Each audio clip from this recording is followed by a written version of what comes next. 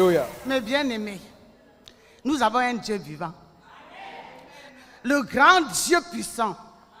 Il n'y a que lui seul. Il est bon, mais il n'est pas bonbon. Hein? Il n'est pas bonbon pour sucer. Il faut faire attention. Il n'est pas le bonbon pour sucer. Il faut faire attention. Quand le Tout-Puissant a besoin de toi, quand l'Alpha et Oméga a besoin de toi, il sait comment il va t'attraper. Même si c'est n'importe comment, tu vas fuir n'importe comment, il trouvera toujours un moyen de t'avoir. Je viens ici témoigner vraiment pour mon fils. Mon fils a fait l'accident, c'était là, donc ça fait il y a 2 semaines aujourd'hui. Il a fait l'accident. Vraiment, ce n'était pas facile. Là, donc, j'ai évangélisé mon fils. Mon fils a évangélisé son frère. Son frère vraiment a tenu bon.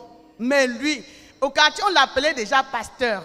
Pasteur, partout il passait, on l'appelait pasteur. Mais après, il a abandonné. Et quand on veut lui parler de Dieu, il dit, ah, laissez-moi votre affaire là, pardon, laissez-moi. Donc, on dit, va à l'église, il refuse. Fais ceci, il refuse.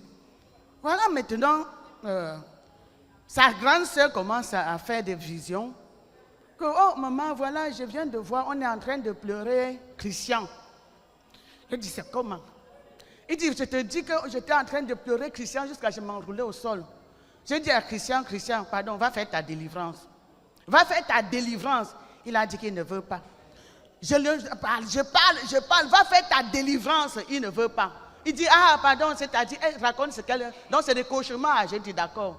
Papa, je te dis, va faire ta délivrance. Et encore, elle me rappelle, elle dit, maman, je viens de le voir sortir de la morgue avec le veste noire, chaussettes blanches et les gants.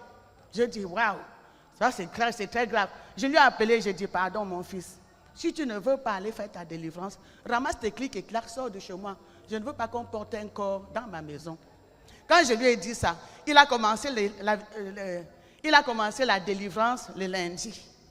C'était dimanche qu'il avait dit. Il a commencé la délivrance le lundi, mardi.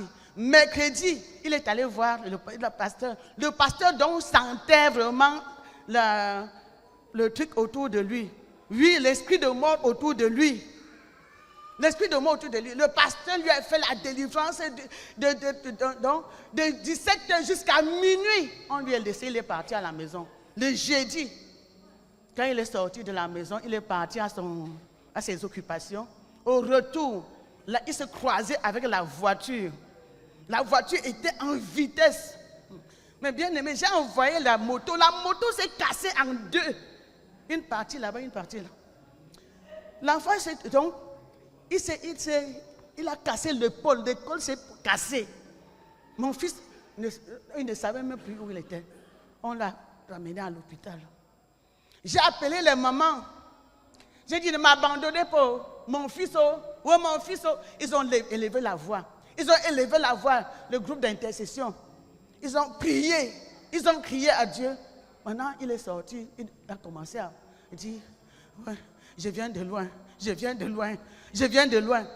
Donc, quand il a commencé à parler, j'ai envoyé les messages que maman, là, il parlait déjà.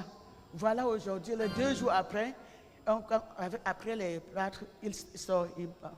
Vraiment, maintenant, il ne blague plus avec l'affaire de Dieu. Il ne blague plus avec l'affaire de Dieu, mes bien-aimés. Quand Dieu a besoin de toi, n'hésite pas. N'hésite pas vraiment. Là, mon fils, donc là, vraiment, il a raté la mort d'un petit bout d'ongle comme ça. Là. Oui, il a raté la mort. Je bénis l'Éternel des armées. Le grand Dieu, grand roi que je prie. Il n'y a que lui seul. Il n'y a que lui seul vraiment. Il m'a épargné des choses. Vraiment, il m'a épargné de tellement que je ne m'attendais pas. Que Dieu soit béni, que l'Éternel soit béni. You have come well.